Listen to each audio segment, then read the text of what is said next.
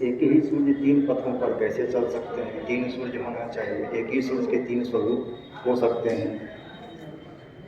सूर्य सिद्धांत में इस पर विस्तार से कहा गया है कि जो वास्तविक सूर्य हैं उन्हें वेद में हिरण्यगर्भ कहा गया है।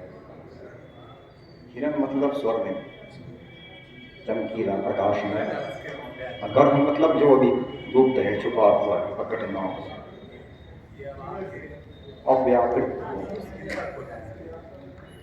अव्याकृत का अर्थ होता है जिस शब्दों में व्याकरण में व्याकृत नहीं किया गया, सबसे परे, उसे अव्याकृत करते हैं। शब्द में क्रम होता है, अक्षरों का स्वरूप, व्यंजनों का क्रम एक के बाद दूसरे होते हैं। अतः जहाँ क्रम है वहाँ काल है, जहाँ काल है वहाँ उत्पत्ति और विनाश है। अतः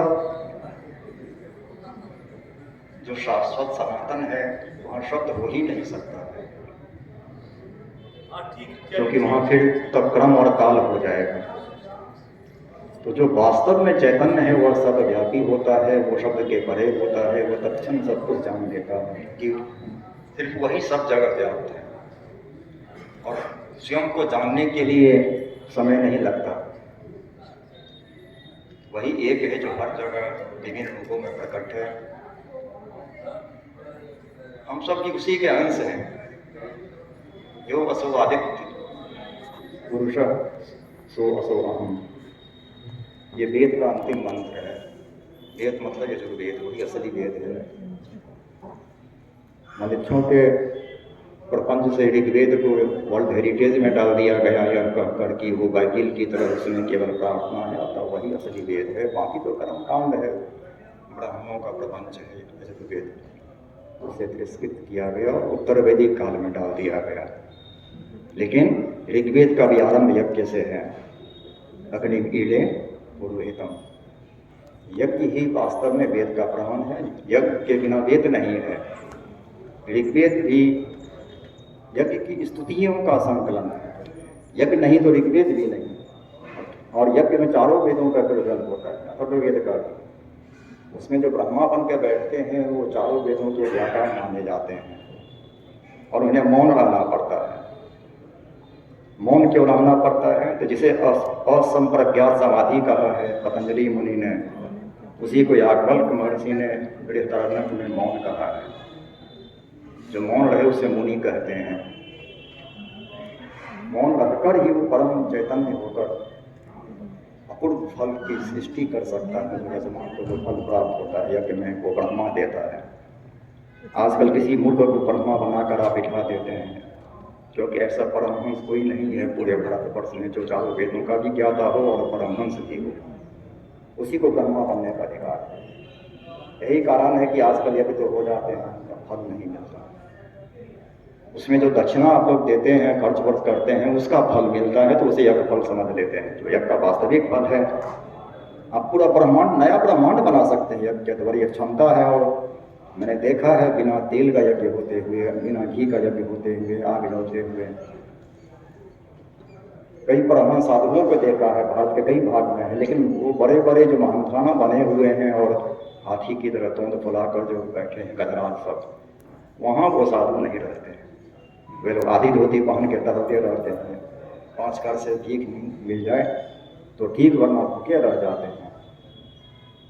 उन महात्माओं में विराजमान है वो हिरण्यगर्भ, जो वास्तविक सूर्य हैं। सूर्य का अर्थ होता है सूर्य, जो सब कुछ उत्पन्न करे। सृष्टि का जो सर्जक है उसे सूर्य कहा जाता है। ये सूर्य शब्द का अर्थ है। जो हमें भौतिक पिंड आकाश में दिखता है वह एक माया है। भौतिक पदार्थ क्या है इसकी कोई परिभाषा आधुनिक विज्ञान में नहीं है। हर तरह से उसे परिभाषित करने के प्रयास किए जाते हैं, नई नई थ्योरियाँ आती हैं। सिद्धांत तो उसे कहते हैं जिसका सिद्ध अंत हो, जिसमें अब किसी सुधार की संभावना न बचे, उसे सिद्धांत कहते हैं।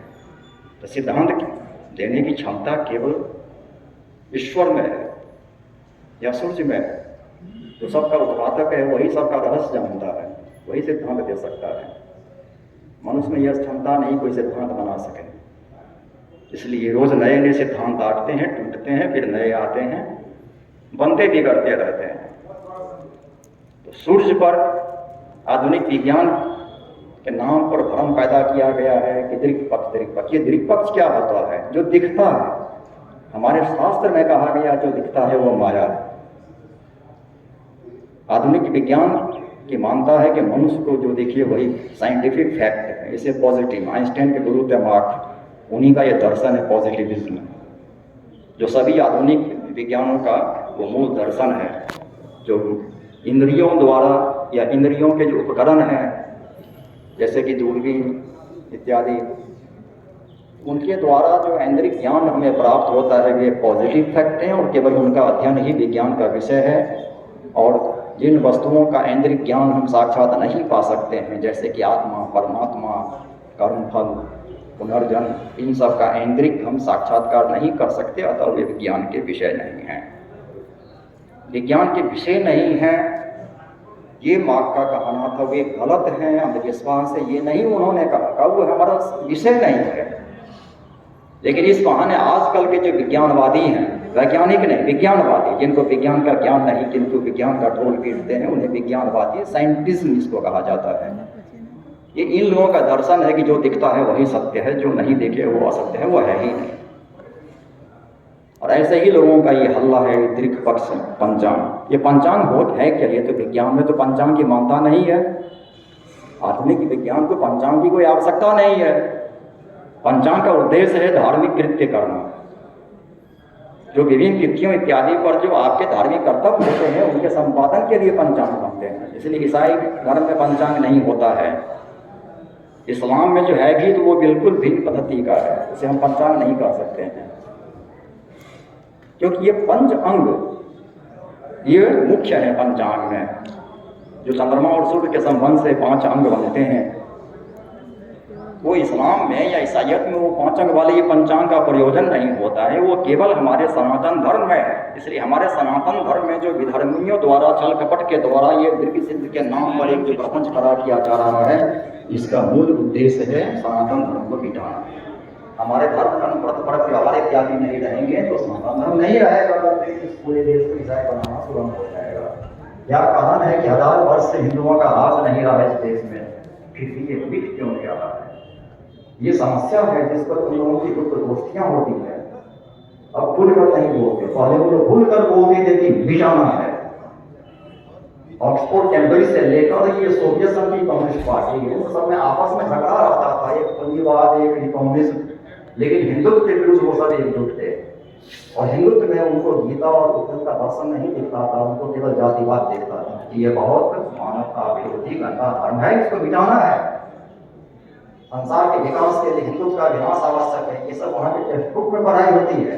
आज भी भारत में इस तरह खुलकर नहीं बोलते हैं, लेकिन चीज वही है कि ये बहुत गंदा दर्शन है। मनुवाद जो है वो एक भ्रष्ट मानसिकता का कदम है। ब्राह्मणों ने अपने को श्रेष्ठ सिद्ध करने के लिए मनुस्मृति लिखवाया। नहीं कहते कि मनु महाराज ब्राह्मण नहीं थे। ये ब्राह्मणवाद कैसे हो गया? जो भीख मांग कर पूरे समाज को बिना फीस के पढ़ाए वो ब्राह्मण घटिया हो गए। अब तो लोग लाखों करोड़ों का वेतन तो लेते ही हैं, ऊपर से विभिन्न ग्रांट लेकर देश को चुना लगाते हैं। हमारे देश में आज तो बहुत अधिक हुए होंगे, मुझे वर्तमान आंकड़े का ज्ञान नहीं है, लेकिन 30-40 वर्ष पहले सुना कि 18 लाख वैज्ञानिक हैं भारतवर्ष में। उनमें से 3000 प्राइवेट सेक्टर में नौकरी कर रहे थे, पब्लिक सेक्टर का 1000 प्राइवेट सेक्टर, बाकी 18 लाख झाड़ू मार रहे थे, क्या कर रहे थे पता नहीं, लेकिन किसी भी पद पर नहीं। लेकिन डिग्री लिए हैं तो सरकार उनको वैज्ञानिक मानती थी। MSc कर लिए, PhD कर लिए तो वैज्ञानिक हो गए। और इन 18 लाख वैज्ञानिकों का योगदान क्या था भारत में? ये तो हम अच्छी कील भी आज बाजार में खरीदने जाएंगे तो चाइनीज भारत के पास कील बनाने का विज्ञान नहीं है। हम ब्रह्मोस मिसाइल बना सकते हैं, भले ही उसमें चीजें विदेशी हों। जिन रूस से ले लिया लेवल ब्रह्मोस लगा दिया। हमारे पास विज्ञान नहीं है क्या? आज अमेरिका के जो सर्वोत्कृष्ट वैज्ञानिक जितने भी शोध हो रहे हैं उसमें 40% भारतीय साइंटिस्ट हैं, लगभग नहीं चीनी है 10-15% अन्य देशों के हैं, लेकिन हर प्रोजेक्ट का लीडर अमेरिकी होता है। शरीर वो लेता है, पैसा भी वो लेता है, पुरस्कार वो लेता है, काम हमसे करवाता है। और हमारे देश की जितने भी वैज्ञानिक संस्थान हैं, उन सबसे परीक्षा होते ही उनके दलाल विदेशों में दलाल घूमते रहते हैं, टॉपर पकड़ के वो मांगी तनख्वाह देकर ले जाते हैं और जाते हैं तो अच्छा ही होता है, क्योंकि हमारे देश में तो चपरासी की नौकरी नहीं मिलेगी। यहाँ तो कोटा है। अमेरिका में निगरो बाजार में बिकते थे, भारत से अधिक अत्याचार था। हमारे यहाँ से बाजार में बिकते नहीं थे, उनको भी मानवाधिकार था, निगरों को मानवाधिकार नहीं था। लेकिन आज वहाँ निगरो राष्ट्रपति बन सकता है बिना आरक्षण, बिना कोटा से। वहाँ मेधा को प्राथमिकता है। हमारे यहाँ मेधा को नष्ट करने के लिए अंग्रेजों ने यह आरक्षण लगाया 80% बीच में और वहीं से बताया गया कि मनुस्मृति में लिखा है कि शुद्ध के लिए वेद पढ़े तो कान में शीशा, लेट जब होता है बैटरी के पोल में लगता है, शीशा पिघला कर कान में डाल। मनुस्मृति इतने संस्करण मिले और दूसरा कहीं ये स्वरूप नहीं मिला। लौटने को पता चला कि ब्रिटिश राज में ही तमिलनाडु के व्यक्ति से लेख लिखवाया गया था कि मनुस्मृति में ऐसा है। इस प्रकार के झूठे प्रचार कराए गए। कर्मकांड बुरा है कहा जाता है, यजुर्वेद बुरी चीज है, इसलिए उसको हम वेद नहीं मानेंगे, वेद केवल ऋग्वेद है। उसका अंतिम मंत्र जो ही मैंने सुनाया वो वेदांत का सार है, क्योंकि वो वेद का अंत है। इसलिए अब ये संसार से मेरा संबंध समाप्त हुआ, अब मैं ब्रह्म की जिज्ञासा करता हूँ। अथा तो ब्रह्म जिज्ञासा वही, वो वेदांत से वो आरंभ है, संपूर्ण वेदांत दर्शन। वेद में ही ज्ञान कांड है, वेद में ही कर्मकांड है। कर्मकांड और ज्ञान कांड में भेद जो है वो पुरुषों द्वारा पैदा किया गया है। बिना कर्मकांड के आप ज्ञान कांड की अर्थता नहीं पा सकते, और ज्ञान कांड के बिना सही कर्मकांड की विधि नहीं सीख सकते। कर्मकांड में भी सबसे बड़ा जो पुरोहित होता है वो ज्ञान, ये उसका वो बंद कर परम ज्ञाता होता है। ये बंद करके अच्छी लगती है। परिभाषा के अनुसार भले कलयुग में ऐसा ब्रह्मा हमें न मिले वो दूसरी बात है, हम वैसा लेके न पढ़ पाए। जो यज्ञ कुंड से ही द्रौपदी का दाहो है, यज्ञ के खीर से राम जी आ जाए, वो यज्ञ कोई नहीं कर सकता। यज्ञ के द्वारा विश्वामित्र ने नई सृष्टि बनानी आरंभ कर दी, क्योंकि यज्ञ का उद्देश्य ही अपूर्व जो पूर्व में न हो तो फल उत्पन्न करना। वेद के 6 अंग हैं, 4 हैं सीखने के लिए और 2 हैं व्यवहार में उसे लागू करने के लिए। एक ज्योतिष और एक कल्प। कल्प को ही कर्मकांड भी कहते हैं। कल्प का अर्थ है कल्पना द्वारा अपूर्व फल को उत्पन्न करना, इसलिए का नाम ही है कल्प। जैसे ब्रह्मा जी वो कल्प बनाते हैं, यज्ञ का ब्रह्मा जी यजमान के कल्प को व्यवहार में उतारता है। ये जो कल्प करने की क्षमता है वो केवल मंत्र से नहीं आती। मंत्र भी वेद की संहिता में है, संहिता में विचार इत्यादि मंत्र नहीं है। उनके जो शाखा के अनुसार ब्राह्मण का ग्रंथ है, उनसे मिलाकर, जैसे दक्षिण भारत में दोनों मिले रहते हैं तो उसे कृष्ण यजुर्वेद कहा जाता है। उत्तर भारत में दोनों पृथक हैं, अर्थात दोनों स्वच्छ हैं, अलग अलग स्पष्ट हैं, तो उसे शुक्ल यजुर्वेद कहा जाता है। इसमें ब्राह्मण अलग है, जैसे हम लोगों का जो पारसनिक शाखा है इसका सतपथ ब्राह्मण है।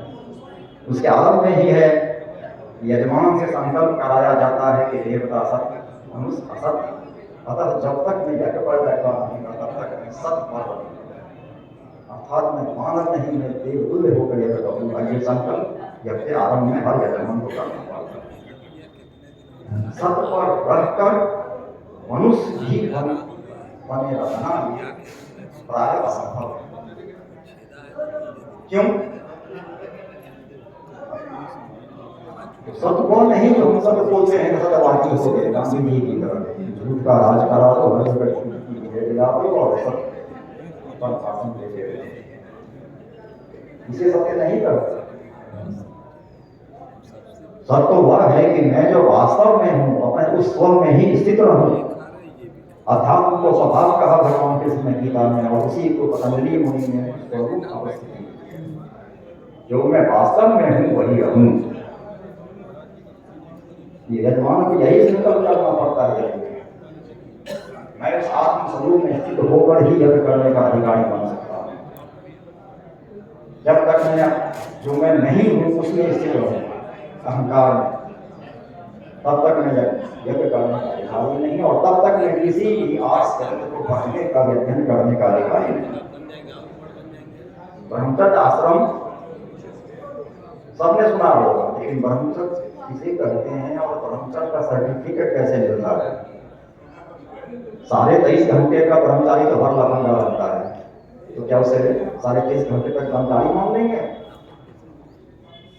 1 वत्सर, सूर्य के 1 वत्सर तक जो अखंड ब्रह्मचर्य का पालन करे, नींद में भी, सोते जागते, 1 वत्सर में वो ब्रह्म का वत्सर होता है। ब्रह्मचर्य करने का ये मानदंड है प्राचीन।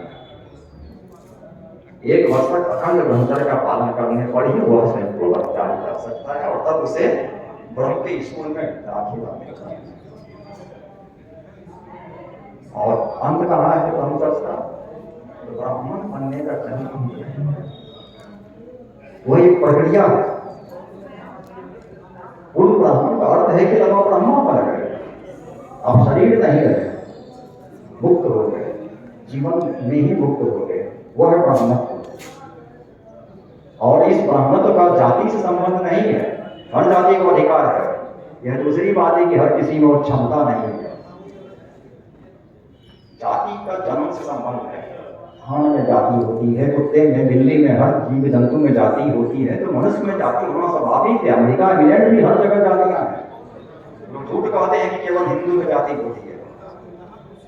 सृष्टि के कण कण में जाति है, मिट्टी में जाति होती है, ईंट पत्थर की जातियां होती है। बिना जाति का अस्तित्व नहीं है कहीं। जातिवाद बुरी चीज है। मेरी जाति अच्छी है, तुम्हारी बुरी है, तुम घटिया हो, ये जातिवाद अंग्रेजों ने आरंभ किया, और जहां जहां उनके कदम पड़े वहां वहां जातिवाद हुआ।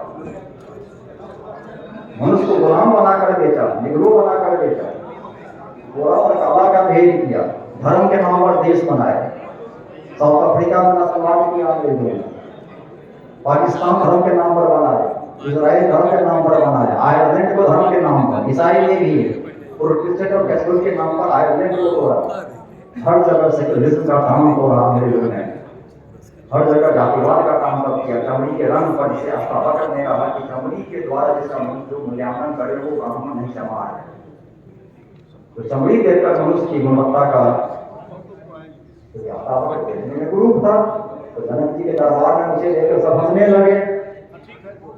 ये कथा महाभारत में है, वहीं पर उत्तर दिया था ने कि मनुष्य का मूल्यांकन चमड़ी से जो करे वो ब्राह्मण नहीं है, वो चमार है। मैंने सुना था, ये तो ब्राह्मण से ही